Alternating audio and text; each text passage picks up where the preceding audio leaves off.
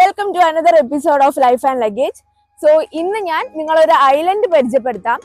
And അത് സ്കോട്ട്ലൻഡിലെ ഒരു ഐലൻഡാണ്, isle of sky എന്ന് പറയുന്നത്. സോ നമ്മുടെ ഇന്ത്യയിൽ ലക്ഷദ്വീപ്, ആൻഡമാൻ എന്നൊക്കെ പറയുന്ന ഒരുപാട് ഐലൻഡ്സ് ഗ്രൂപ്പ്സ് ഉണ്ട്. അതേപോലെ സ്കോട്ട്ലൻഡിലും ഒരുപാട് ഐലൻഡ് ഗ്രൂപ്പ് ഉണ്ട്. ഓൾമോസ്റ്റ് 790 ഐലൻഡ്സ് ഉണ്ട് സ്കോട്ട്ലൻഡിൽ. ആൻഡ് ദ ബിഗ്ഗസ്റ്റ് വൺ ആണ് ഐൽ ഓഫ് സ്കൈ. 2.4 കിലോമീറ്റേഴ്സിന്റെ ബ്രിഡ്ജ് ഉണ്ട് സ്കോട്ട്ലൻഡിനെ ഐൽ ഓഫ് സ്കൈയിലോട്ട് കണക്ട് ചെയ്യുന്ന ബ്രിഡ്ജ്.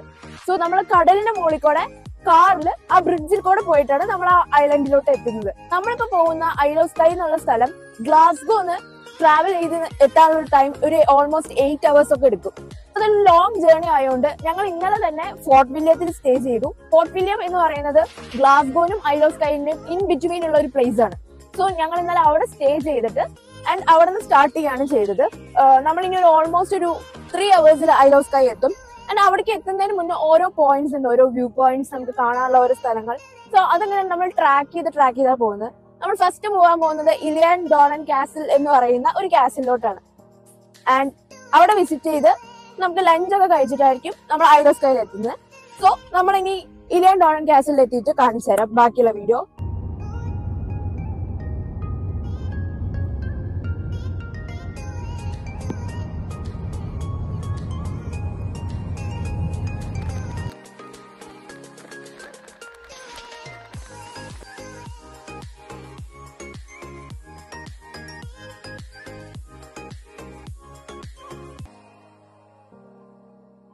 സോ ഇതാണ് the famous Eilean Donan castle.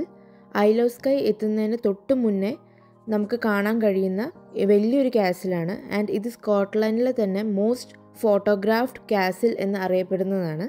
13th സെഞ്ച്വറിയിലാണ് ഈ കാസിൽ ഉണ്ടാക്കിയിരിക്കുന്നത്. ബട്ട് ഇപ്പോൾ ഈ നമ്മൾ നടന്നുകൊണ്ടിരിക്കുന്ന ബ്രിഡ്ജ് 20th സെഞ്ച്വറിയിലാണ് കേട്ടോ ഉണ്ടാക്കിയിരിക്കുന്നത്. ഒരുപാട് മൂവീസിൻ്റെ ഷൂട്ടിംഗ് ലൊക്കേഷനും കൂടിയിട്ടാണ് ഈ കാസിൽ.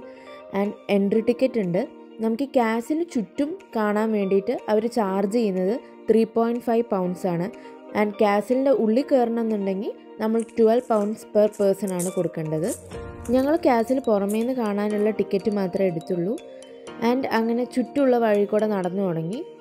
സോ കാസിലിൻ്റെ ഒരു സൈഡിലുള്ള ഭാഗമാണ് ഇപ്പോൾ നിങ്ങൾ കാണുന്നത്. ആൻഡ് മൗണ്ടെയ്ൻസും റിവേഴ്സും ചുറ്റുമുണ്ട്.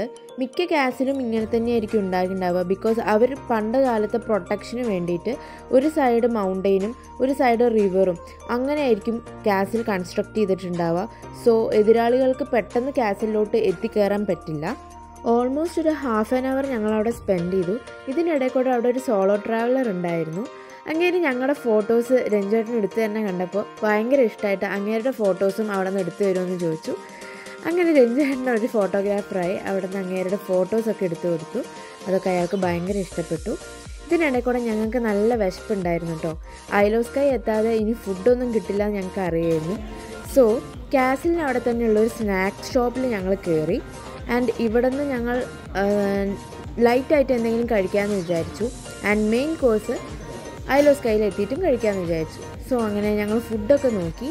ആൻഡ് ഞങ്ങളിങ്ങനെ ഒരു ചിക്കൻ സാൻഡ്വിച്ചാണ് ഓർഡർ ചെയ്തത്. നല്ല ടേസ്റ്റ് ഉണ്ടായിരുന്നു. ആൻഡ് ഈ ഒരു കേക്കും വാങ്ങിച്ചു. സോ അതൊക്കെ കഴിച്ച് തൽക്കാലം വയറൊന്ന് ഫില്ലാക്കി. ഇനി നമുക്ക് ഐൽ ഓഫ് സ്കൈയിലോട്ട് തന്നെ പോവാം. അപ്പോൾ നമ്മൾ ഇലിയൻ കാസിലൊക്കെ കണ്ടു. ഇനി നമ്മൾ ഐൽ ഓഫ് സ്കൈയുടെ ബ്രിഡ്ജ് ക്രോസ് ചെയ്യാൻ പോവാണ്. അത് ഓൾമോസ്റ്റ് ഇനി ഇവിടെ നിന്ന് ഒരു 30 minutes സോ ഞാൻ ആ വീഡിയോസൊക്കെ കാണിച്ചു തരാം നിങ്ങൾക്ക്. ആ ദൂരെ കാണുന്ന ബ്രിഡ്ജാണ് സ്കൈ ബ്രിഡ്ജ്. ആൻഡ് ഈ ബ്രിഡ്ജാണ് ഐൽ ഓഫ് സ്കൈനെ മെയിൻ ലാൻഡായ സ്കോട്ട്ലാൻഡിലോട്ട് ജോയിൻ ചെയ്യിപ്പിക്കുന്നത്. ആൻഡ് ഐൽ ഓഫ് സ്കൈയിൽ എത്തിപ്പെടാനുള്ള വേറൊരു മാർഗം എന്ന് പറയുന്നത് ഫെറിയാണ്. ബട്ട് അത് ഇവിടുത്തെ ലോക്കൽ പീപ്പിൾ ആയിരിക്കും കൂടുതൽ യൂസ് ചെയ്യുന്നുണ്ടാവുക. ടൂറിസം ബേസ്ഡായി നമ്മളിവിടെ എത്തുമ്പോൾ പബ്ലിക് ട്രാൻസ്പോർട്ടേഷൻസ് ഒന്നും തന്നെ ഈ പ്രോപ്പറായിട്ടില്ലാത്ത ഒരു ഭാഗമാണ് ഐലോസ്കൈ. സോ ഐലൻഡ് ഫുൾ ചുറ്റിക്കാണാൻ നമുക്കൊരു കാർ എന്തായാലും നിർബന്ധമായിരിക്കും. പിന്നെ സ്കോട്ട്ലൻഡിലെ തന്നെ മെയിൻ സിറ്റീസ് ആയിട്ടുള്ള ഗ്ലാസ്ഗോന്നും എഡിൻബറയിൽ സിറ്റി ലിങ്ക് ബസ്സുകളും ടൂറിസ്റ്റുകളെ കൊണ്ട് സ്കൈയിലോട്ട് വരാറുണ്ട്.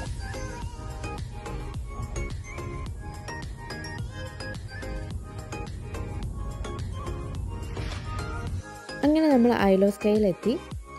ഐലോസ്കൈയിലെ ഫസ്റ്റ് തന്നെ കാണുന്ന ഒരു കുഞ്ഞു ടൗൺ പോലത്തെ ഒരു സ്ഥലമാണ് പോർട്രി എന്ന് പറയുന്നത്. സോ നമ്മൾ അവിടെ നിന്ന് തന്നെ ലഞ്ച് കഴിക്കാമെന്ന് വിചാരിച്ചു. നമ്മൾ ഫുഡ് കഴിക്കാൻ നിർത്തിയെടുത്തുനിന്ന് കാണുന്ന കാഴ്ചയാണ് കേട്ടോ ഇതൊരു ഫിഷിംഗ് സൈറ്റാണ്. ആൻഡ് ഇവിടെയുള്ള ലോക്കൽ പീപ്പിളുടെ മിക്ക ആൾക്കാരുടെ കയ്യിലും ഇതുപോലത്തെ കുഞ്ഞ് സെയിലിംഗ് ബോട്ട് ഉണ്ടാവും. സോ അവരിതൊക്കെ കൊണ്ടുപോയി ഫിഷിംഗ് ഒക്കെ ചെയ്യും.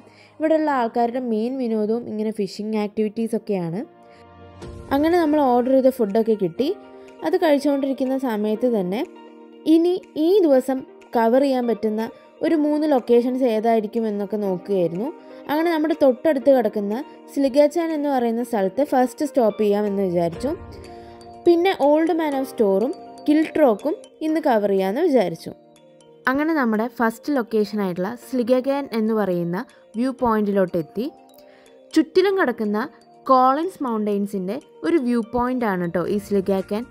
കോളിൻസ് മൗണ്ടെയ്ൻസ് എന്ന് പറയുന്നത് പണ്ട് വർഷങ്ങൾക്ക് മുമ്പേ ഗ്ലേഷ്യർ ആക്ടിവിറ്റിയും വോൾക്കാനിക് ആക്ടിവിറ്റിയും കാരണം ഫോം ചെയ്യുന്ന മൗണ്ടെയ്ൻസിനെയാണ് കോളിൻസ് മൗണ്ടെയ്ൻസ് എന്ന് പറയുന്നത്. ആൻഡ് ഈ സ്ലിഗാക്കാൻ ആ മൗണ്ടെയ്ൻസിനെ ചുറ്റിലും കാണാൻ പറ്റുന്ന നല്ലൊരു വ്യൂ പോയിൻ്റാണ്. നല്ല ഫോട്ടോസ് കിട്ടുന്ന ഒരു സ്ഥലമാണെന്ന് തോന്നിയുകൊണ്ട് ഞങ്ങൾ ഞങ്ങളുടെ ക്യാമറയൊക്കെ എടുത്ത് കുറച്ച് ഫോട്ടോഷൂട്ടൊക്കെ നടത്തിയതിന് ശേഷമാണ് ഇവിടെ നിന്ന് പോയത്. ഞങ്ങളെടുത്ത 2 ഫോട്ടോസ് കാണിച്ചു തരാം. അങ്ങനെ നമ്മൾ അടുത്ത ലൊക്കേഷനിലോട്ട് പോയി. ഇനി നമ്മൾ പോകാൻ പോകുന്നത് ഓൾഡ് മാൻ ഓഫ് സ്റ്റോർ എന്ന് പറയുന്ന ലൊക്കേഷനിലോട്ടാണ്. ആ ദൂരെ കാണുന്ന കുറ്റി കുറ്റി പോലെ നിൽക്കുന്ന പാറക്കഷ്ണങ്ങളെയാണ് ഓൾഡ് മാൻ ഓഫ് സ്റ്റോർ എന്ന് പറയുന്നത്. ആൻഡ് ആ മൗണ്ടെയിൻ്റെ അവിടേക്കാണ് നമ്മൾ പോകുന്നത്. ബട്ട് ഇവിടെ എത്തിയപ്പോഴാണ് നമുക്ക് മനസ്സിലായത് താഴെ നിന്ന് കാണുന്ന വ്യൂ അല്ല, ഓൾമോസ്റ്റ് ഒരു 1 hour നമ്മൾ ഈ മൗണ്ടെയിൻ ഹൈക്ക് ചെയ്ത് അതിൻ്റെ മുകളിലെത്തിയതിന് വേണം ആ ഫോട്ടോസും കാര്യങ്ങളൊക്കെ നമുക്ക് ക്ലിയർ ആയി ഗൂഗിളിൽ കിട്ടുന്നത് പോലെ കിട്ടുകയെന്ന്. ബട്ട് അത്ര ടൈം നമുക്കിന്ന് ഇല്ലായിരുന്നു. ബിക്കോസ് നമുക്കിന്ന് ഒരു ലൊക്കേഷനും കൂടെ കവർ ചെയ്യേണ്ടതുണ്ട്. സോ ഓൾമോസ്റ്റ് ഒരു 20 minutes നമ്മൾ ആ മൗണ്ടെയിൻ്റെ മുകളിൽ ട്രക്ക് ചെയ്തപ്പോഴേക്കും നമ്മൾ ക്ഷീണിച്ചു. സോ ജസ്റ്റ് ഇവിടെ നിന്ന് കാണുന്ന വ്യൂവിൽ നമ്മൾ കുറച്ച് ഫോട്ടോസൊക്കെ അതിൻ്റെ എടുത്തു. എന്നിട്ട് നമ്മൾ നേരെ നമ്മുടെ നെക്സ്റ്റ് ലൊക്കേഷനിൽ പോയി. അപ്പോൾ നമ്മൾ നെക്സ്റ്റ് ലൊക്കേഷൻ കിൽട്രോക്ക് ക്ലിഫ് വാട്ടർഫാൾസിലേക്ക് വന്നിരിക്കുകയാണ്. ഇത് ഭയങ്കര ബ്യൂട്ടിഫുൾ ആയിട്ടുള്ളൊരു വ്യൂ ആണ്. നിങ്ങൾക്കിപ്പോൾ എൻ്റെ പുറകിൽ കാണാം.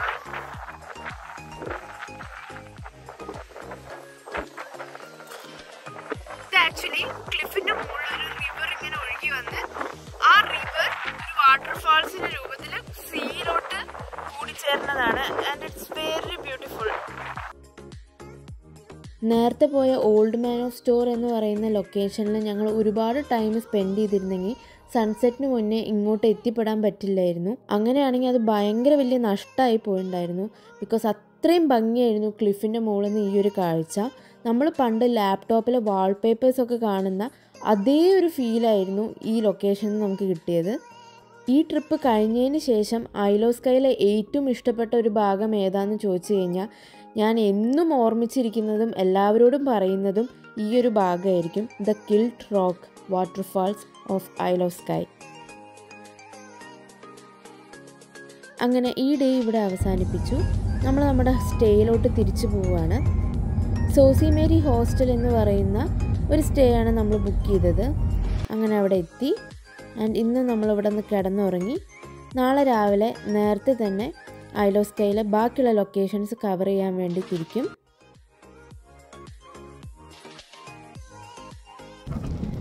ഹലോ, ഇന്ന് നമ്മൾ ഐലോസ്കൈയിലെ സെക്കൻഡ് ഡേ ആണ്. ആൻഡ് നമ്മളിപ്പോൾ ഫസ്റ്റ് ലൊക്കേഷനിലോട്ട് പോയിക്കൊണ്ടിരിക്കുകയാണ്, ഫെയറി പൂൾസ് എന്ന് പറയുന്നത്. But today the weather is so bad. നമുക്ക് വിചാരിക്കുന്ന പോലെയല്ല. വെദർ വാർണിങ്സ് ഒക്കെ കിട്ടുന്നുണ്ട്. ഭയങ്കര ഒരു മിസ്റ്റിയാണ്, ഭയങ്കര വിൻഡിയാണ്. ആക്ച്വലി ഞങ്ങൾ ഈ റെയിൻകോട്ടൊക്കെ വേറൊരു കൺട്രി പോകുമ്പോൾ വാങ്ങി വെച്ചതാണ് കൺട്രിയിൽ ഇടാൻ വേണ്ടിയിട്ട്. ബട്ട് അത് ഇപ്പം തന്നെ യൂസ് ചെയ്യേണ്ട വന്നു. ആൻഡ് നമുക്ക് തോന്നുന്നു നമുക്കിന്ന് എത്രത്തോളം അട്രാക്ഷൻസ് ഒക്കെ കവർ ചെയ്യാൻ പറ്റുമെന്ന് അറിയില്ല, ബിക്കോസ് ഞങ്ങൾക്ക് ഇന്ന് തിരിച്ച് ഗ്ലാസ്ഗോയ്ക്ക് പോവും വേണം. സോ ഒരു ഈവനിങ് 4 വരെ നമ്മളെ കൊണ്ട് പറ്റുന്ന രീതിയിൽ കവർ ചെയ്തിട്ട് തിരിച്ചു പോവും. So first location is ferry pool. And ഇവിടെ ഇപ്പോൾ ഒരു ക്യാമ്പർ വാൻ മറിഞ്ഞു വീണിട്ട് നമ്മൾ കാർ പകുതി വഴിയിൽ വെച്ച് പാർക്ക് ചെയ്തു. ഒരു 20 മിനിറ്റ്സ് നടക്കാനുണ്ട്. ആൻഡ് അത് നടന്നിട്ട് നമ്മൾ ആ ലൊക്കേഷൻ എത്തും. ഇവിടെ നമുക്ക് എത്രത്തോളം വിസിബിലിറ്റി ഉണ്ട്, സാധാ പോലെ ആണോ എന്നൊന്നും അറിയില്ല. സോ അവിടെ എത്തിയിട്ട് ബാക്കി വീഡിയോ എടുക്കാം. ഓക്കെ.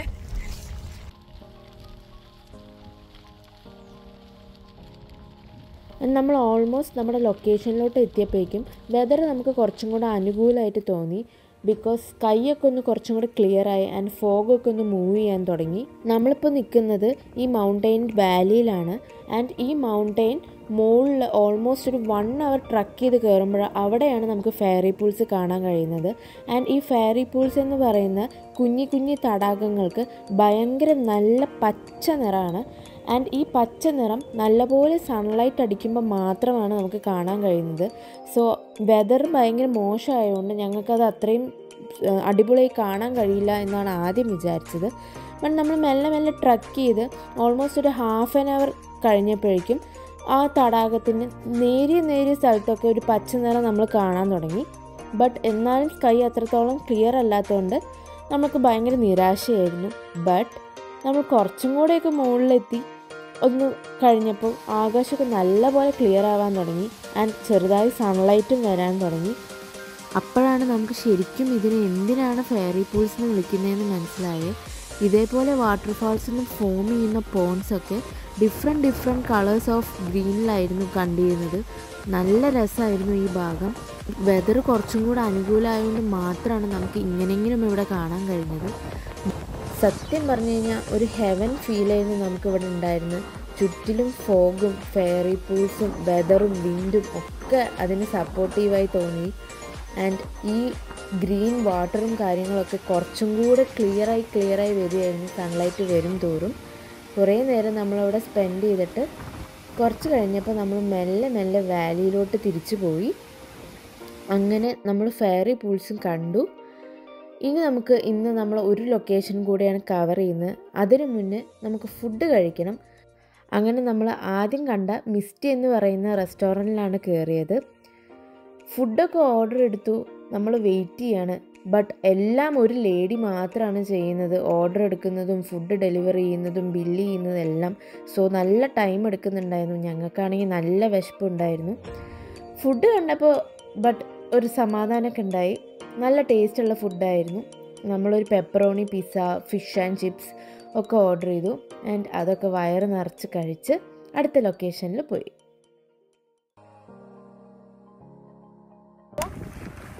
നമ്മളിപ്പോൾ ഭക്ഷണമൊക്കെ കഴിച്ചു, ലഞ്ചൊക്കെ കഴിച്ചു. നെക്സ്റ്റ് വന്നിരിക്കുന്നത് കോറൽ ബീച്ചാണ്. ഐലോ സ്കൈയിലെ കോറൽ ബീച്ച്. ആൻഡ് ഇത് സ്കോട്ട്ലൻഡിൻ്റെ നോർത്ത് മോസ്റ്റ് അറ്റാണ് കേട്ടോ. ഇതോടെ സ്കോട്ട്ലൻഡ് അവസാനിക്കുകയാണ്. ഇവിടെ നിന്ന് അങ്ങോട്ട് ബീച്ചാണ്, മുകളിലോട്ട് ആർട്ടിക് സർക്കിളിൻ്റെ അങ്ങോട്ടേക്കുള്ള ബീച്ചാണ് കണക്ട് ചെയ്യുന്നത്. സോ ഈ സ്പോട്ടും കൂടെ കഴിഞ്ഞ് കഴിഞ്ഞാൽ നമ്മൾ തിരിച്ചു പോവും. ഇന്ന് ഈ വെതറും ഭയങ്കര മോശമാണ്. സോ വേറെ സ്പോർട്സ് ഒന്നും കവർ ചെയ്യാനുള്ള സമയമില്ല, സൺലൈറ്റും ഉണ്ടാവില്ല. ലോങ് 30 മിനിറ്റ്സിൻ്റെ വാക്കായിരുന്നു. ആൻഡ് ഫൈനലി നമ്മൾ എത്തി. ഇതാണ് the coral beach. And this is the endmost north point of Scotland. And ഇവിടെ നിന്ന് അങ്ങോട്ടേക്കാണ് ഈ ബീച്ചാണ് ആർട്ടിക് സർക്കിളിലായിട്ട് ജോയിൻ ചെയ്യുന്ന ഒരു പോയിന്റാണ്. ആൻഡ് കോറൽ ബീച്ചിൻ്റെ പ്രത്യേകത എന്താണെന്നുണ്ടെങ്കിൽ ഈ ഒരു നേരിയ ഭാഗത്ത് മാത്രമാണ് ഇത്രയും ക്ലിയർ ആയിട്ടുള്ള ബ്ലൂയിഷ് വാട്ടറൊക്കെ നമുക്ക് കാണാൻ സാധിക്കുന്നത്. ആൻഡ് ഇതിൻ്റെ കാരണം വർഷങ്ങൾക്ക് മുന്നേ തന്നെ ഇവിടെ വന്ന് അടിഞ്ഞുകൂടി കിടക്കുന്ന ഈ കോറൽസും ഷെൽസും കാരണമാണ്. ദൂരേന്ന് നോക്കുമ്പോൾ ഇതൊരു സാൻഡ് ബീച്ചാണ് എന്ന് തോന്നുമെങ്കിലും ഈ അടിഞ്ഞു കിടക്കുന്നതൊക്കെ കോറൽസും ഷെൽസുമാണ്. നല്ല ഭംഗിയുള്ള ഷെൽസ് ഇവിടെ നിന്ന് കളക്ട് ചെയ്യാൻ പറ്റുന്നതുകൊണ്ട് കുറേ പേര് ഇവിടെ വന്ന് ഷെൽസൊക്കെ ഒരു കവറിലിട്ട് കൊണ്ടുപോകുന്ന ഞങ്ങൾ കണ്ടിരുന്നു. ഇനിയും ഐലോ സ്കൈയിൽ ഒരുപാട് ടൂറിസ്റ്റ് അട്രാക്ഷൻസ് ഉണ്ടെങ്കിലും ഞങ്ങൾ ഇന്നത്തെ ദിവസം ഇതോടെ അവസാനിപ്പിക്കുകയാണ്. ബിക്കോസ് സൺലൈറ്റ് ഒന്നും ഇനിയില്ല. ഞങ്ങൾ ജസ്റ്റ് ഇവിടെ നിന്ന് കുറച്ച് നല്ല ഫോട്ടോസൊക്കെ എടുത്ത് സൺസെറ്റൊക്കെ കണ്ട് ഞങ്ങൾ ഇവിടെ നിന്ന് തിരിച്ച് ഞങ്ങളുടെ ഗ്ലാസ്ഗോയിലോട്ട് പോവുകയാണ്. അപ്പോൾ അത്രയേ ഉള്ളൂ. നിങ്ങൾക്ക് എൻ്റെ വീഡിയോ ഇഷ്ടമായി എന്നുണ്ടെങ്കിൽ ലൈക്ക് ചെയ്യുക, സബ്സ്ക്രൈബ് ചെയ്യുക. Thank you for watching. By.